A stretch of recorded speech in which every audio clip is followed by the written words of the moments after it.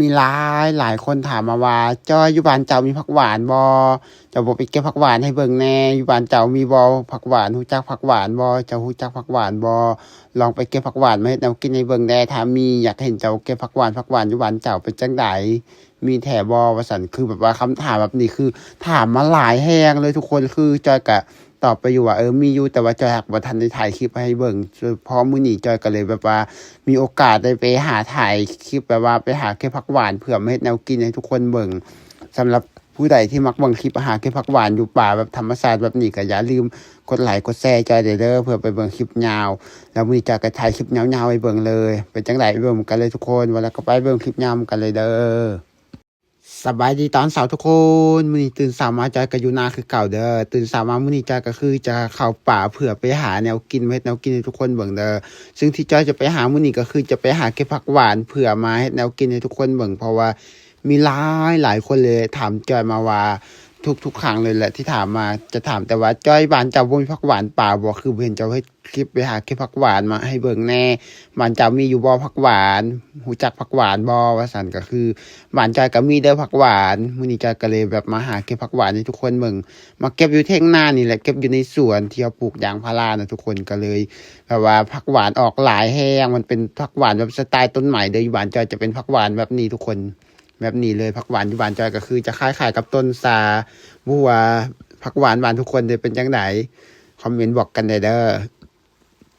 ผักหวานบ้านจอยคือจะเป็นแบบนี้เด้อทุกคนใบจะคล้ายๆกับใบซาต้นก็จะคล้ายกับต้นซาแหละแต่ว่ามันบ่แม่นต้นซาคือผักหวานเด้อทุกคนมันออกจากธรรมชาติเลยจะเป็นต้นใหม่แบบนี้คันเฮาปล่อยไว้มันก็คือ จะเป็นต้นโคตรใหญ่เลยแหละทุกคนแต่อันนี้เขาก็คือแบบว่าเขาตัดมันก็เลยออกอันหน่อใหม่แล้วก็ออกยอดมางามๆแบบนี้ก็คือมาเก็บกินตลอดแล้วยังเก็บมันยังโป่งแต่ผักหวานนะคันเฮาบ่เก็บมันก็สิบ่โป่งคันเฮาเก็บมันก็โป่งตลอดเขาก็เก็บกกนี่ไปกกนาเก็บกกนาไปกกเนอเรื่อยๆเลยทุกคนเพราะว่าผักหวานมีหลายแฮงอยู่ในสวนวันนี้นะอยู่วันอื่นส่วนหลายก็บ่ค่อยมีแต่ว่าดินเทียงนาจอยนี่ก็คือจะมีหลายแฮงเลยผักหวานนี่คือจะออกเป็นสุ่มแบบนี้แหละทุกคนเขาก็จ้องมันไว้เพื่อกินยอดกินอย่างแบบนี้ของมันนะทุกคนขึ้นมาตอนเช้าตอนนี้ก็เป็นเวลา9โมงกันทุกคนน้ำหมอกก็เริ่มกระจางหายเรื่อยๆแล้วเพราะว่าฮอด9โมงแล้วน้ำหมอกก็จะเริ่มหายไปเรื่อยๆจังซี่แหละคันฮอดตอน9โมง10โมงแล้วจังจะเห็นแดดเลยทุกคนแต่ละมื้อคันบ่ฮอด9โมง10โมงนี่คือจะบ่เห็นแดดเลยอยู่บ้านจอยช่วงนี้เก็บผักหวานส้มอันบรรยากาศไปนำคือแบบดีแฮงนะทุกคนบางทางหน้าพุ่นก็คือจะเป็นน้ำหมอกอยู่ใน ภูเขาไปว่าโคตรดีเลยทุกคนคือจะประมาณนี้แหละบรรยากาศตอนเช้าตอน9โมงจะเข้า10โมงก็คือจะเฮ็ดแบบนี้พอ10โมงแท้ๆน้ำหมอกก็เริ่มหายแบบนี้ทุกคน พอ10โมงแท้ๆน้ำหมอกก็เริ่มหายแล้วก็เห็นแต่ท้องฟ้าเป็นสีฟ้างามแบบว่า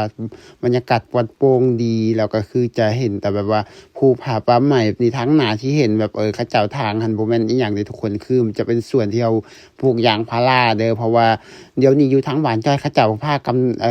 ทางป่าเพื่อปลูกยางพาราทดแทนใส่เพราะว่าอนาคตบ่ว่าจะผู้ใดก็คือการต้องใช้เงินน่ะเพราะว่า เดี๋ยวนี้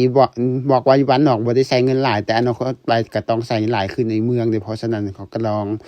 ปลูกยางพาราเผื่อว่าอนาคตยางพาราแพงเขาก็สิมีรายได้ใช้ครอบครัวนู่นนี่นั่นเพราะฉะนั้นทุกคนก็เลยต้องปลูกยางพาราหลายคนก็บอกว่าเจ้าอยู่บ้านนอกก็นี่คือจะสบายเนาะคือจะบ่ได้ใช้เงินเลยหาเงินได้มาก็เก็บที่จริงแล้วบ่แม่นแนวนั้นเด้อทุกคนอยู่บ้านจ้อยนี่หาเงินยากอยู่บ้านนอกกับนี่บ่มีบ่อนหาเงินอยู่แล้วนะคือแบบว่า อยากกินหยังก็เข้าป่าแบบนี้หาอยู่หากินแบบนี้แต่ว่าบางครั้งเราก็โดนๆเราก็ได้ใช้เงินเทื่อนึงแต่ว่าก็ค่อนข้างยากอยู่นะว่าแล้วบ่มีรายได้เด้เขาก็เลยแบบว่าค่อนข้างยากนะทุกคนถึงว่ามันเราสิบ่ได้หาเงินแต่เราก็ได้ใช้เงินน้อยๆเล็กๆน้อยๆไปถึงว่าอยู่ในเมืองจะหาเงินได้แต่ว่าเราก็แบบใช้เงินหลายอย่างประมาณนี้แบบอยู่ไสก็คือกันแหละทุกคนว่าจะอยู่บ้านนอกบ่ว่าจะอยู่ในเมืองคันเราสร้างประหยัดมันก็อยู่ได้แหละคันเราสร้างบ่สร้างประหยัดก็คือจะอยู่บ่ได้คืออยู่บ้านเราบ้านจ้อยแท้หลักๆเลยเราต้องขยันหากินหาอยู่หากินปลูกผักปลูกหน่อไปแบบนี้ทุกคนคันเราขี้คร้านก็คือบ่ได้กินเพราะว่าบ้านเราบ่มีตลาดบ่มีโรงแรมอยู่แล้วนะแต่ว่าอยู่ในเมืองก็คือคันว่าขี้คร้านไปเฮ็ดเวียกก็คือบ่มีข้าวบ่มีน้ำกินมันก็ความแตกต่างกันที่อยู่วันนี้แต่ว่าหลักๆก็คืออยู่วันใดก็ได้คันเราขยันแบบดุหมั่นอดทนมันก็คือได้นั่นล่ะ ต่อมาทุกคนหลังจากใจเก็บผักหวานแล้วได้หลายพอต่อมาจากก็ลองเราหาส้มหมุนเด้อเพราะว่าเอาส้มหมุนเผื่อจะไปกินส้มน้ำอันนี้ก็คือ เก็บอยู่ในสวนทุกคนต่อมาก็คือเอาสมมุนแบบนี้อันนี้อยู่บ้านเจ้าเอิ้นสมมุนเด้อเพราะว่าบ้านทุกคนมีคือกันบ่สมมุน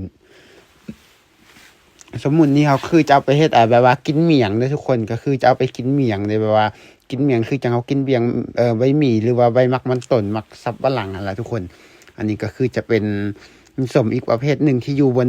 ภูเขาบนดอยผู้ใดเคยอยู่บนดอยมาก่อนก็สิฮู้สมมุนเป็นจังไดต่อมาก็มาฮอดเถียงนาทุกคนพอเถียงนาเราก็จกออกจากถุงก็คือจะเอาสมมุนออกแล้วก็ต่อมาก็เอาผักออกผักหวานที่จอยเก็บมากระไดสำนีได้ทุกคนก็คือ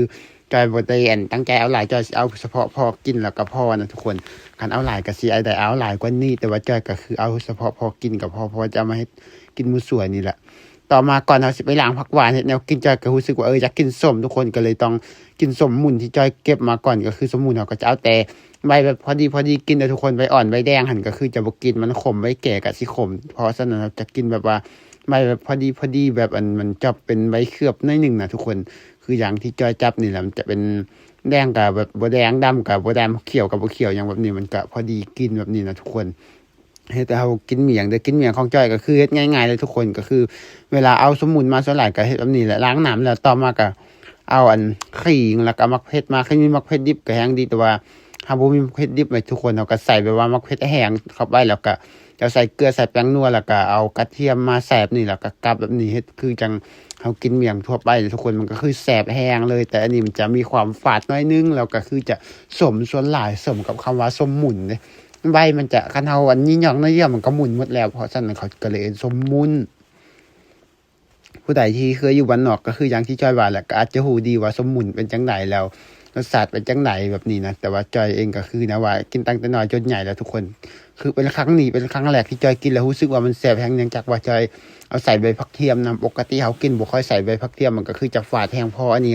เอาใบผักเทียมใส่น้ำกินคือว่าแซ่บแห้งเลยนะทุกคนหลังจากกินสมมุนพอแล้วต่อมาก็เกียมเจ็ดแนวกินมื้อสวยเลยก็คือเอาผักหวานไปล้างเด้อวันนี้ช่วงน้ำช่วงนี้ก็เริ่มจะแห้งแล้วเพราะทุกคนเพราะว่ามันเริ่มเข้าฤดูร้อนแล้วน้ำก็เริ่มน้อยลงนิดๆเลยแล้วต่อมาก็ต้องมาดังไฟเพื่อสิเฮ็ดแนวกินดังไฟเกียมสิต้มผักหวานนั่นแหละตอนแรกจอยว่าจี1เอาบ่สิแซ่บบ่แม่ของจอยเพิ่นบอกว่า1มันโดนสุกเด้อแล้วอีกอย่างหนึ่งก็เป็นผักหวานมักจะเป็นใบเหลืองว่าซั่นให้ต้มเอามันจะสุกไวจอยก็เลยตั้งไฟต้มเลยทุกคนก็ต้องเอาหม้อมาข้างแล้วก็เอาน้ำใส่ต่อมาก็เกียมเครื่องปรุงก็คือจะเอาใส่ข่าเด้อเกียง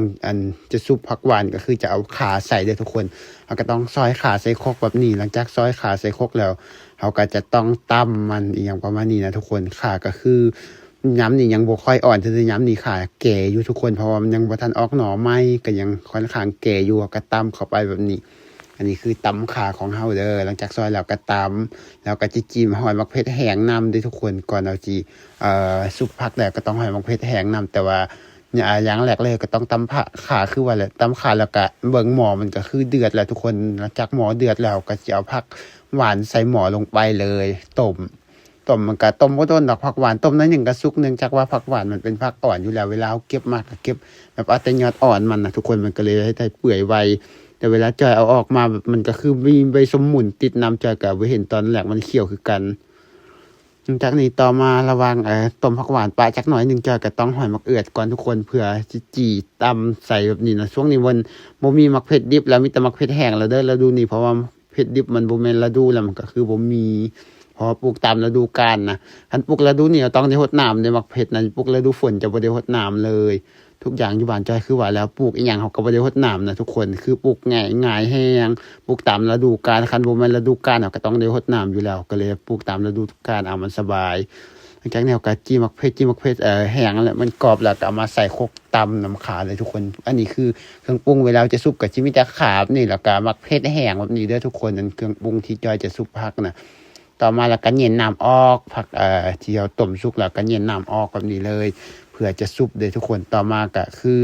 เบิ่งมาคนเล็กจักหน่อยนึงแล้วก็เอาผักหอมที่เราตำมาใส่เลยผักหอมที่เราตำใส่แล้วต่อมาก็ใส่เกลือเข้าไปแล้วก็ใส่แป้งนัว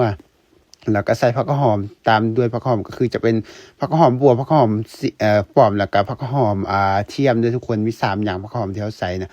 ต่อมาแล้วก็เอาถูมาคนเล็กให้มันเข้ากันเด้อเอาไม้ถูมาคนเล็กให้มันเข้ากันเพราะว่าการซุปผักก็คือจะเป็นแบบนี้แหละ ซุปผักแบบบานๆเฮ็ดเองกินเองมันก็แซ่บเลยทุกคนซุปไปจนสักพักหนึงแล้วก็ลองชิมเบิ่งว่ามันจอบบ่มันจอบแล้วต่อมาก็ตักใส่ถ้วยเพื่อสิกินแล้วข้าวแรงบ่แม่นกินข้าวแรงกินแล้วข้าวสู้เว้ย ตอนนี้มันพักตอนแรกก็เลยลงว่ากินข้าวแรงที่จริงแล้วมันกินข้าวสวยเด้ออันนี้กินแล้วข้าวนี่ก็คือจะมีจอยแล้วก็แม่แล้วก็อ้ายส่วนคนอื่นเขายังบ่ทันมาหมั่วไปนู่นไปนี่จอยก็เลยกินก่อนสักคำสองคำในหนึ่งเขาก็มาครบกินนำกันแบบนี้หลายคนก็คือว่าแซ่บอยู่เด้อทุกคนเฮ็ดเองกินเองก็แซ่บแบบนี้ล่ะความแนวกินเฮาบ่ได้หรูหราอิหยังแบบบ้านๆแต่ว่ามันก็แซ่บตามสไตล์บ้านๆสำหรับผู้ใดมักเบิ่งคลิปแบบนี้ก็อย่าลืมกดไลค์กดแชร์กดติดตามให้จอยเด้อเพื่อเบิ่งคลิปต่อไปสำหรับคลิปนี้จอยก็สิได้ขอจบส่ำนี้แล้วทุกคนแล้วพบกันใหม่คลิปหน้าว่าแล้วก็ไปบ๊ายบายพบกันใหม่คลิปหน้าเด้อ